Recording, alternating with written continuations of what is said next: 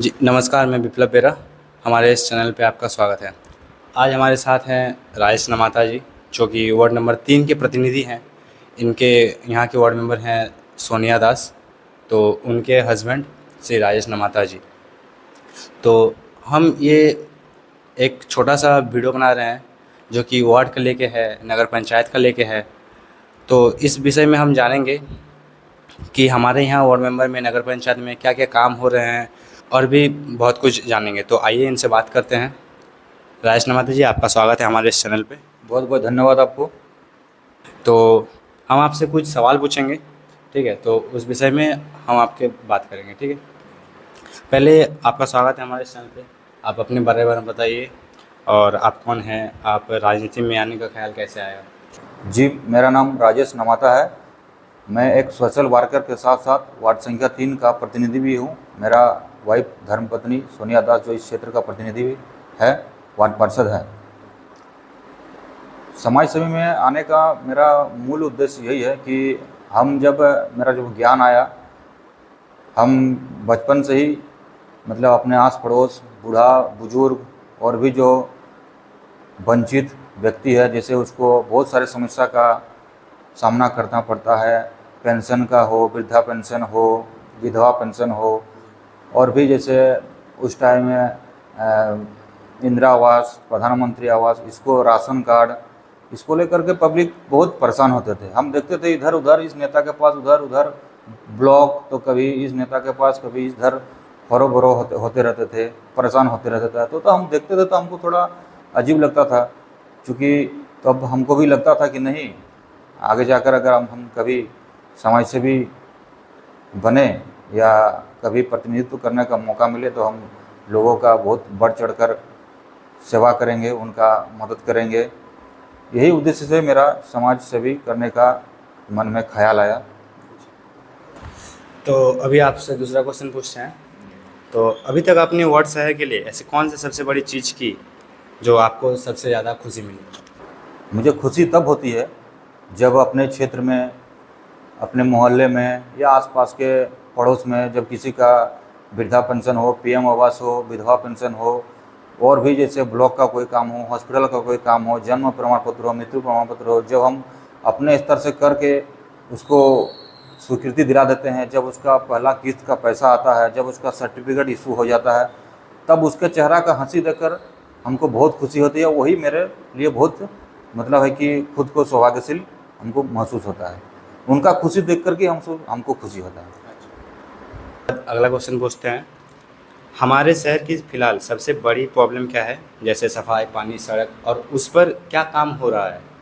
हमारे शहर का जो जो आप जो बोले समस्या, सफाई, पानी, सड़क, ये जो समस्या है ये है हमारे चकुलिया का जो नगर पंचायत का सबसे मुख्य समस्या है। जैसे आप जिस नामोपाड़ा के क्षेत्र से आते हैं, हम मिस्त्री पाड़ा से आते हैं, मतलब चकुलिया नगर पंचायत का सबसे प्रमुख अभी समस्या जो देखने को मिल रहा है, मतलब यहाँ पानी निकासी का कोई व्यवस्था नहीं है।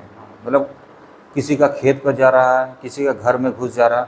पानी निकासी का जो सबसे प्रमुख समस्या है, वो समस्या अभी भी बना हुआ है।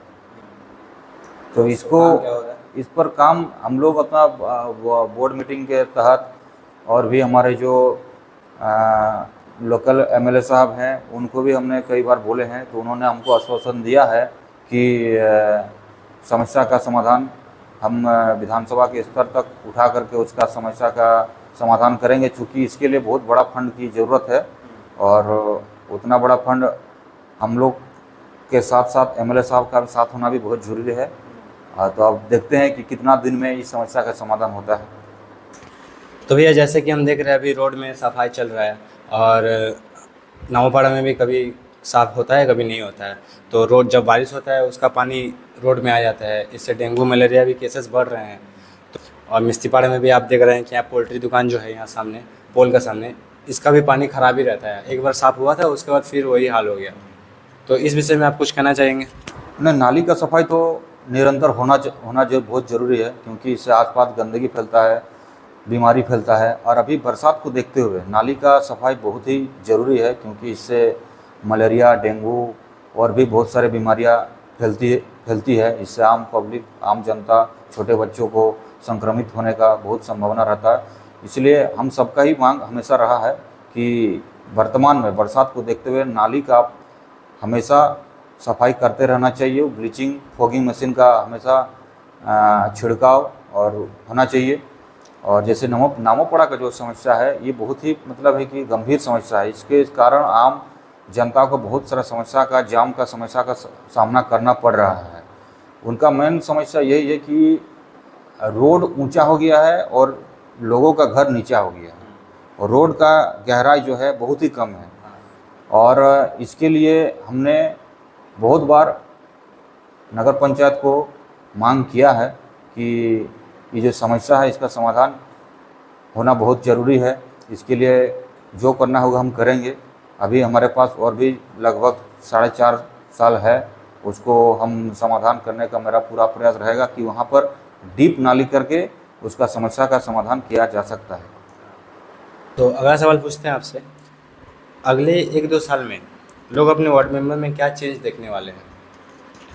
अगले 1-2 साल में हमारे क्षेत्र में हमारे क्षेत्र में जैसे हम अभी तुरंत बोले कि जो नामोपड़ा का नाली है जो बहुत ही गंभीर समस्या बनी हुई है, मेरा प्राथमिकता यही रहे कि वहाँ पर डीप नाली करके जो समस्या है जाम का स्थिति उसको दूर किया जाए और लोगों का जैसे घर में पानी ना घुसे, विशेषकर बरसात के दिनों में वो नाली को बनाना मेरा प्राथमिकता रहेगी। हमारे जो मिस्त्रीपाड़ा में एक तालाब है जो लगभग चारों जैसे नामोपड़ा, मिस्त्रीपाड़ा, कांकड़ी सोल, इधर 3-4 पाड़ा का वहाँ पर बहुत सारा यूज होता है उस तालाब का, जो अभी पूरी तरह गंदगी से भरा हुआ है।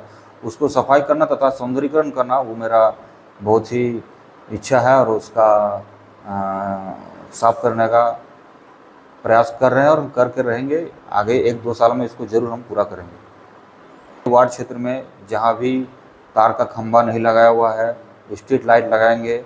मतलब है कि रोड रास्ता को उजाला रहना चाहिए, उसको करने का मेरा पूरा प्रयास रहेगा।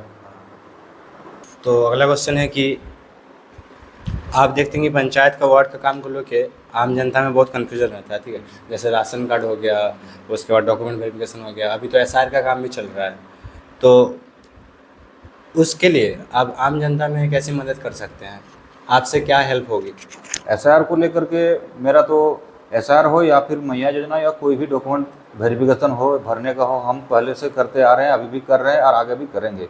जैसे एसआर का है, जैसे 2003 का वोटर लिस्ट उनके परिवार का मांगा जा रहा है, उसको हम अपने स्तर से डाउनलोड करके रखे भी हैं। सिर्फ अपने वार्ड का नहीं, चकुलिया नगर पंचायत का बहुत सारे वार्ड का 2003 बूथ नंबर का हम डाउनलोड करके रखे हैं। जो भी हमसे जितना सहायता मांगता है भरने का हो या फॉर्म भरने का, हम करते हैं, आगे भी करेंगे। और एक लास्ट क्वेश्चन आपसे, ठीक है। वार्ड मेंबर बनने की सबसे अच्छी चीज़ क्या है और सबसे मुश्किल चीज़ क्या है? मतलब इसके आप वार्ड मेंबर बनने से पहले आपको क्या दिक्कतें झेलनी पड़ी और अभी वार्ड मेंबर बनने के बाद ऐसा क्या हुआ कि आपको भी खुशी मिली है और ऐसा दिक्कत भी नहीं हुआ है? वार्ड मेंबर बनने का मेरे लिए सबसे खुशी का बात यही है कि जब किसी का हम काम कर देते हैं तो उसको बहुत खुशी मिलती है, उससे हमको भी खुशी मिलती है। उसका चेहरा का मुस्कान और हमको जो प्यार दुलार करते हैं सब, अपना घर का भाई बेटा और सम्मान जो देते हैं, यही मेरे लिए बहुत बड़े खुशी की बात है। एक लास्ट क्वेश्चन, हमारे इस यूथ जनरेशन को, जितने भी ये पॉडकास्ट देख रहे हैं, वीडियो देख रहे हैं, ठीक है, ये वीडियो पॉडकास्ट यूट्यूब में भी जाएगा, फेसबुक में भी जाएगा, तो इस विषय में आपको ये सवाल है कि ऐसा कौन सा एडवाइस होगा जो कि हमारे इस यंग जनरेशन को फॉलो नहीं करना चाहिए लाइफ सक्सेस के लिए? आप इस मुकाम पे हैं अभी कि आप बहुत कुछ देख के आए हैं, आप लाइफ को बहुत कुछ सीरियसली लेके आए हैं, तो सब कुछ सिचुएशन आप देख चुके हैं कि क्या होता है लाइफ में, क्या नहीं होता है। तो हमारे इस यूथ जनरेशन को आप ऐसा एडवाइस दीजिए जिसको फॉलो नहीं करना चाहिए अपने लाइफ सक्सेस के लिए। हम यूथ जनरेशन को यही बोलना चाहेंगे कि आपका भविष्य में आपको जिस चीज़ में रुचि है, जिस चीज़ को आपका करने का इच्छा है, आप उसी को फोकस कीजिए और उसी पर अपना तैयारी करके उस मुकाम को करने का कोशिश कीजिए। ये नहीं कि किसी का देख करके कि वो अमुक चीज़ बन गया है, वो आईएएस बन गए, वो नेता बन गए, वो वार्ड पार्षद बन गया है, वो कोई भी अफसर बन गया, वो देख करके नहीं। आपको जिस चीज़ में रुचि है, आप उस चीज़ पर फोकस कीजिए और उस पर अपना मुकाम को कायम कीजिए। यही मेरा यूथ जनरेशन को मेरा कहने का है। ठीक है भैया, आपको बहुत बहुत धन्यवाद हमारे इस छोटे से वीडियो में आने के लिए। और भी होगा तो हम आपके साथ नेक्स्ट पॉडकास्ट बनाएंगे। ठीक है, तो हमारे इस चैनल पे बने रहने के आपका बहुत बहुत धन्यवाद। ये वीडियो यूट्यूब में भी जाएगा, फेसबुक में भी जाएगा। तो अगर आप इस वीडियो को देखना चाहते हैं, हमारे इस बायो पे लिंक मिल जाएगा आपको। और एक छोटा सा कमेंट भी कर दीजिएगा ताकि हम आगे कौन से गेस्ट को ला सकें, और वीडियो कैसा रहा ये भी बोलिएगा, और हम क्या क्या सवाल पूछ सकते थे ये भी बोलिएगा। तो बहुत बहुत धन्यवाद हमारे इस वीडियो को देखने के लिए। जय हिंद। धन्यवाद मेरे छोटे भाई को, बहुत बहुत धन्यवाद।